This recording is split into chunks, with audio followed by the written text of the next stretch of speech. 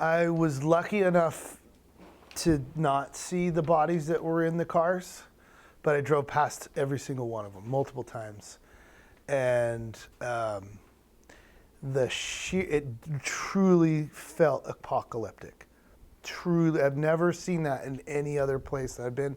I've been to quite a few fires, and I've never felt that sheer devastation. The weirdest experiences of cars just in the middle of the road. This one's completely burned up, down to there's nothing left. And this one right next to it is a truck and trailer, completely fine together. They're right next to each other. Like, was that on fire and moved there, or this one came after? It's like trying to piece it all together, and just people that I know calling me, hey, you're in Paradise? Go check this house. I'm all, yep, it's gone. Go check this house, gone. Go check this house, back and forth. Like, everything's gone. It was easier to count the things that were still there. It was amazing. And I've been there before, a long time ago, for a different fire that didn't get into the town. But I'll never forget the Cal Fire, back then it was CDF, battalion chief that was sitting there, and as we're looking down this ridge that goes about 2,000 feet down, fire's on the other side, and then the city was here, back this way. And he said, if the fire jumps and gets to this side, he says, go back 3 blocks and then try and take a stand, because that's how intense this stuff will burn. And that was probably 10 years before the Paradise Fire. So you could tell how much fuel was there, how much problem. That place was just destined to burn that way. And so it's just crazy to see that devastation. I think it really falls on the leadership of the cities and the county. It really does, to make sure that when homeowners or business owners are trying to rebuild, to make the process for them as, I won't say easy as possible, but as streamlined as possible.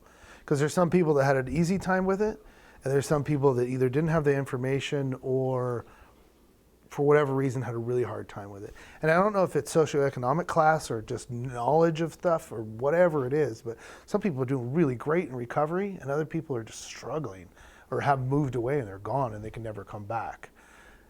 Some of the stuff you can't really help, like people that lost their job and their house, like how do you rebuild from that? So to try and help the community, to try and help those people that lost everything, say if you're a renter, didn't have renter's insurance, you've lost all your stuff now.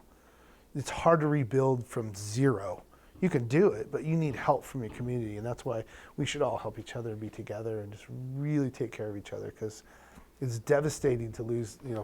I've seen so many people that they're out of a fire or out of whatever situation they're in, and this is what they got. This is it. They're alive, which is the most important, obviously, and their family's okay, but how do you recover from that? How do you, the pictures that you had as a family, the memories that you have, if you haven't saved them somewhere else, you lost everything. So it's really psychologically hard on people. And I think that's the people that we need to help. Don't get in trouble. It's really easy to let that one, I'm hanging out with some people that are drinking or hanging out with something, and something goes bad and boom, it's on your record, you're done. I'm not saying you're never going to get hired, but it's a lot harder. So, it's what you've always heard. Stay out of trouble, stay in school, do your work, do what you're supposed to do, and then you'll be all right. But it's a lot, the job isn't what it used to be. It's definitely like the retirement's changed. So my retirement is different than the newer guys' retirement. And it's, in my opinion, unfair. Like, these guys are getting less than me. They have to work longer. Like, I can retire at 50. They can't retire till 57. I don't know physically how you're going to do that job till 57. I really don't. I've already had 2 surgeries, and I'm kind of the minority as far as a lot of people have way more broken than I am. I'm 19% disabled from just one of those surgeries, and other people are way farther along than me. So I don't know how, it's just like I said, a lot has changed. And I understand why it's changed, because of the dynamics of retirement, and it costs a lot. We cost a lot. But for what we're doing, we don't cost that much. If that makes sense. You're going to put a price on what we're doing. You can, obviously everything has a price, but you have to attract talent. And the way to attract talent is with benefits and money. Ask any business. If you go and they want to have good people, good workers, you got to have good money to offer them or they'll go somewhere else. So you're having a hard time finding people for firefighters positions or having a hard time people for police positions.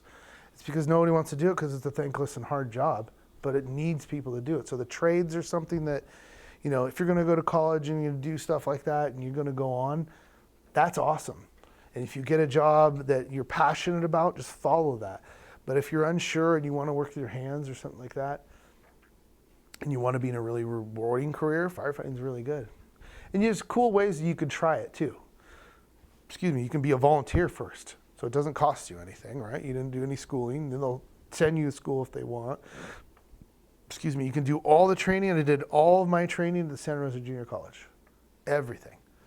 I got my firefighter academy there, my AS degree, paramedic certification, and all the continuing education. All that stuff is there.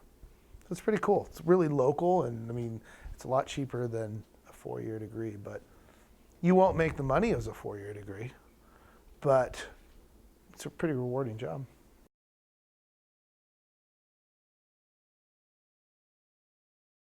Hi, I'm Tanner Wong. Hi, I'm Colby Furia. Hi, I'm Kathleen Driver.